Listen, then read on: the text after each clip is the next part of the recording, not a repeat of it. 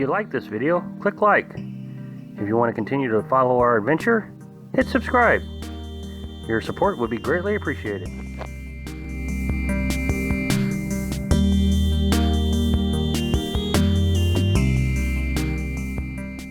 Hello, Little House on the Road subscribers and followers.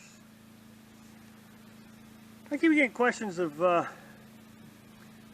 what do I need to live in a pop-up camper? Or what do I need to go camping? Specifically, what do I need to live in a pop-up camper at a free campsite? So I thought, well, maybe I should come up with a list of must-haves. What do I need? And this one was actually kind of hard for me to do. I guess we've gotten so used to just living out here now, and it's only been a short, 3.5, almost 4 months. But we've gotten kind of accustomed to it, so it was kind of hard for me to just come up with a list and without sounding like it was ridiculous. So I went back in my memory and thought, well, what did I want to know before I started this? When I was doing my research with the YouTube channels and Facebook and different things. So anyway, so I came up with this list. You might want to think about your own list, but in the end, this is the list I came up with. So let's just go ahead and get started. Number 1, electric.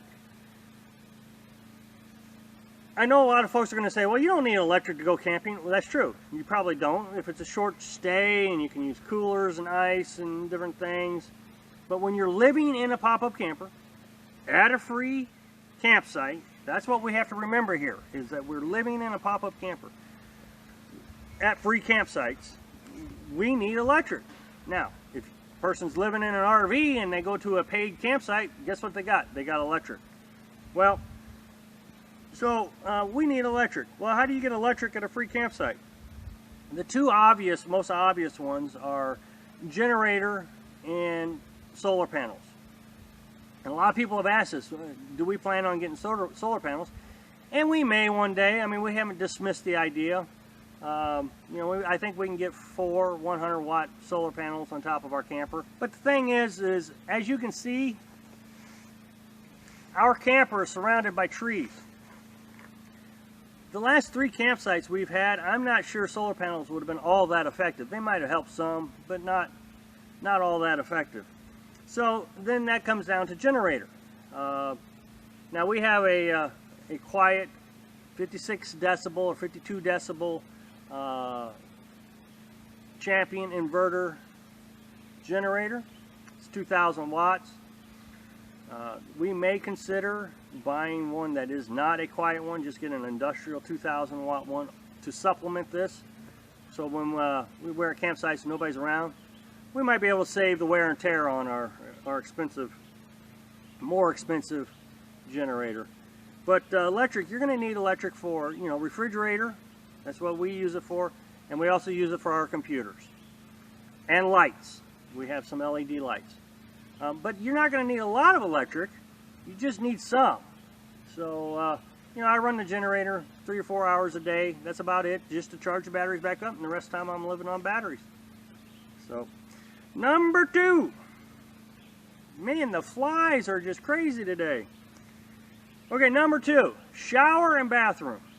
Again, a lot of people are going to say, why can't you just use a washcloth and a bucket? And you might be able to do that. Remember, we're living in our camper.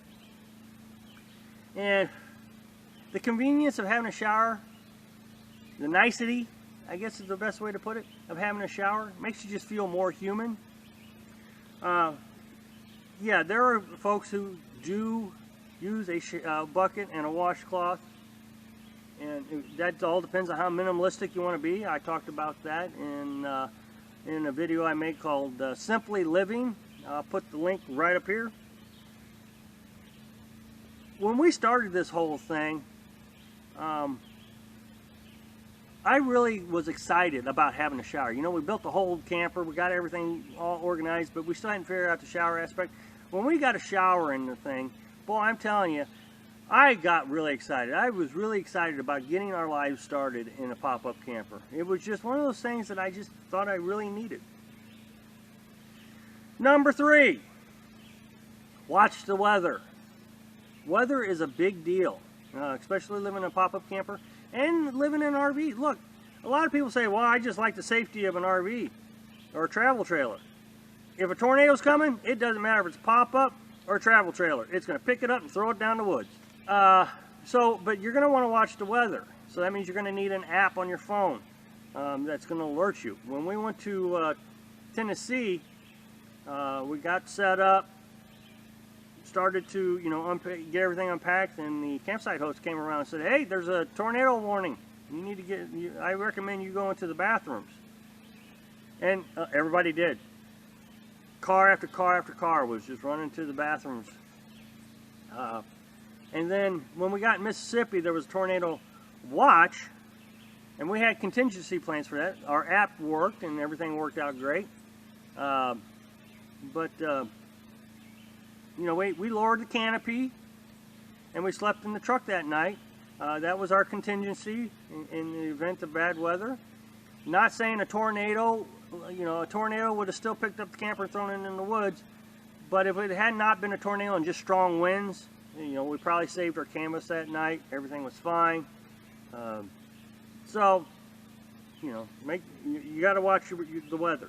So now when you're in a site like this and you don't have internet, that means you need to make sure that you get updates every day on the weather, that you know what's going to happen. For example, I know for the next 3 days there's an 80% to 90% chance of rain for the next 3 days.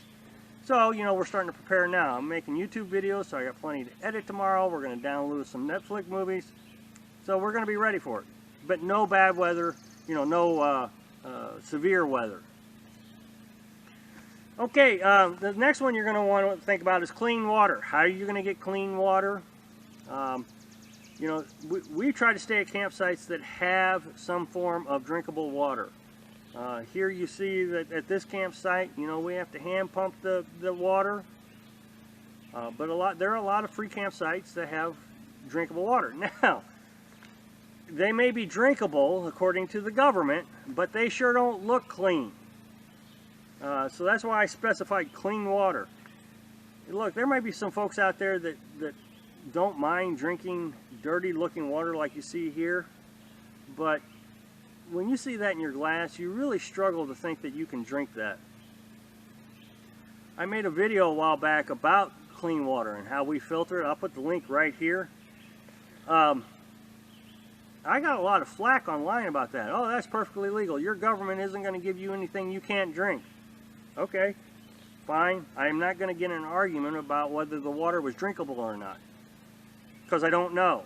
But what I do know is visually that looked dirty.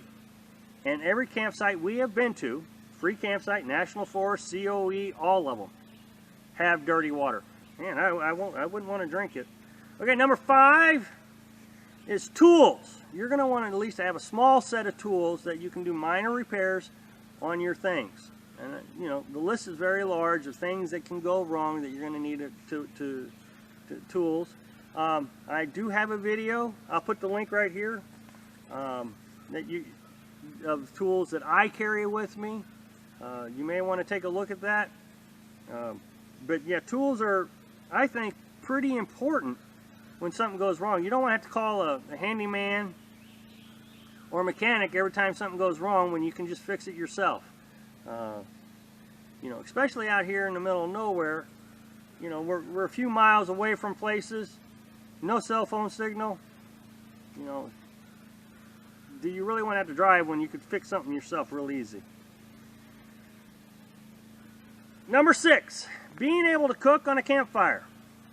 I know, I guess you don't have to. You can have a Coleman stove, or, a lot of people are going to argue, why can't you cook in the pop-up?